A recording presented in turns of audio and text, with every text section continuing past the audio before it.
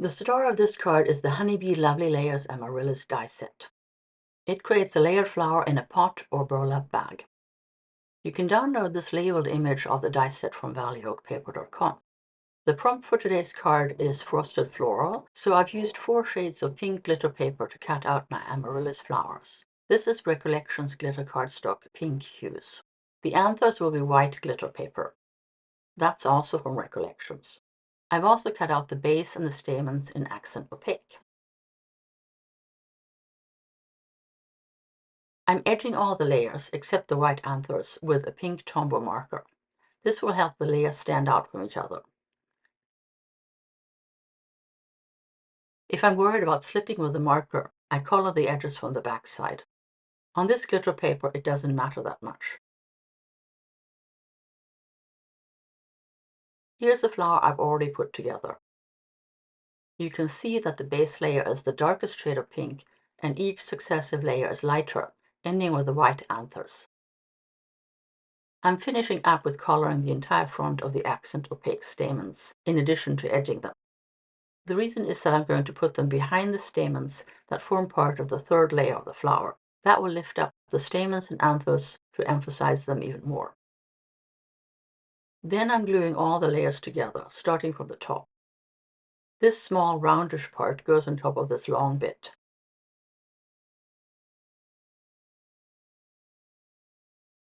While that's drying, I'm taking the slightly larger rounded part and gluing it to the right side of the third layer of the flower. Then I glue the first 2 parts to the left side of the flower.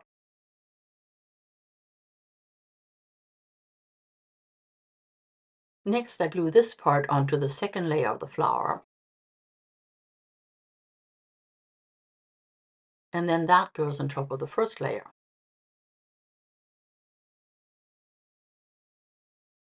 Finally, I add the plain white base layer to the back for stability.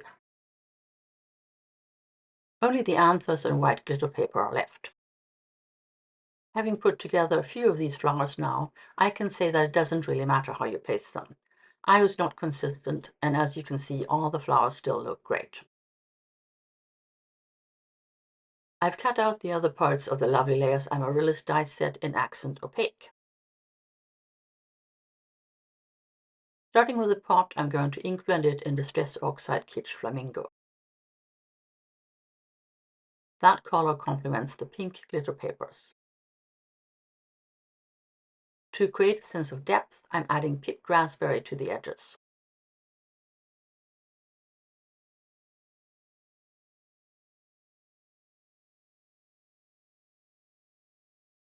The second pot, I'm just ink blending on the edges, so it's not noticeable. Then I glue the 2 copies of the pot together for stability. Next up are the bulbs. I've cut 2 of the detail layer, and I'm going to ink blend them with a shade of brown. I'm using a detail ink blending brush and concentrating the color on the edges and the bottom. Then we come to the greenery. The rest of the card is going to be in various shades of pink, so I want pretty muted shades. In the end, I went with cracked pistachio and evergreen bough. I'm starting with a lighter color and blending it onto the strap-shaped leaves, as well as the stalks. I'm concentrating the color toward the bottom of each part.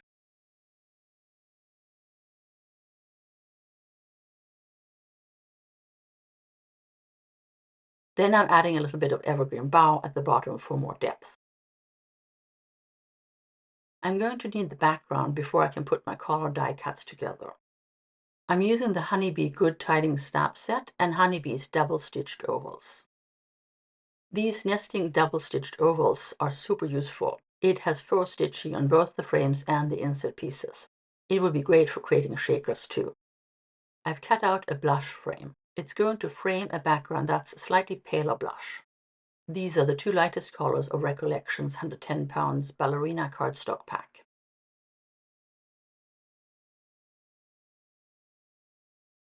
I'm using Kitsch Flamingo again, this time to stamp the Good Tidings floral on the background. First I stamp it from the top and then from the bottom of the panel. That creates this pretty pink on pink background. It's just gorgeous when framed in another tone of pink. Off camera, I started assembling the ink blended die cap. First, I glued the pot to the front of the frame. That was the hardest part because it needed to be straight and centered. Then I glued the bulbs and one of the leaf sets to the back of the pot. My composition includes 3 frosty pink amaryllis flowers. They should all be at different heights and point in different directions to create a balanced overall effect. But there's this big gap between the center and the left leaf. I cut one of the leaves from the other cluster. I'll use it to fill in the gap. But first I glue the stalks to the back of the bulbs. They need to look as if they come out of the top of the bulbs for realism. Once all the stalks and leaves are in place, I can put foam tape on the back of the frame and attach it to the background. I'm also putting some foam tape behind the pot on the base of the plant. Then I attach the frame to the background.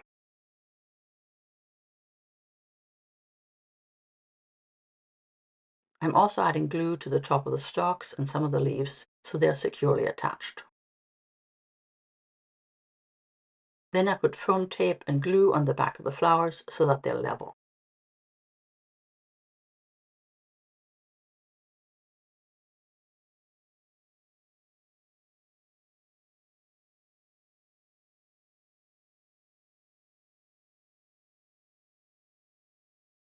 It needs to look as if the skinny end of the flowers come out of the tops of the stalks.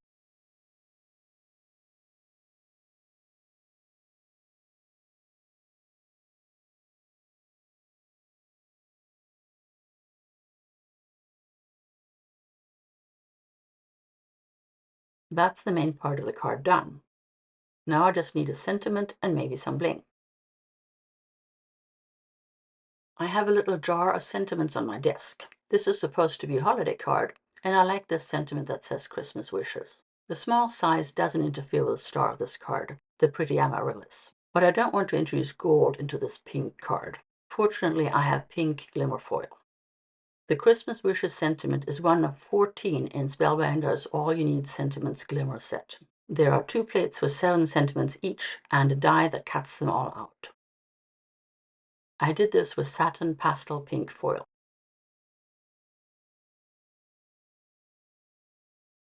I die cut some accent opaque too to give the left and right side of the sentiment strip some lift. Then I placed the sentiment over the pot.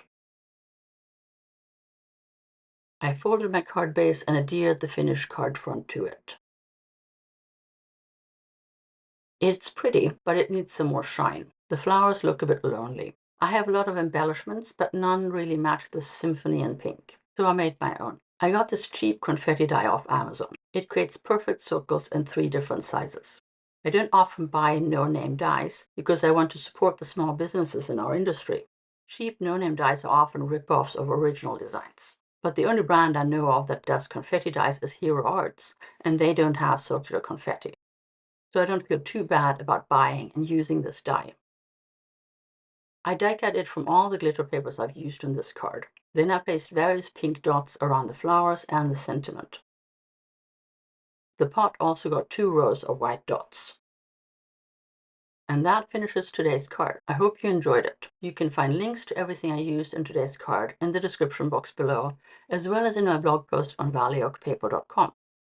Thanks for watching. I'll see you next week.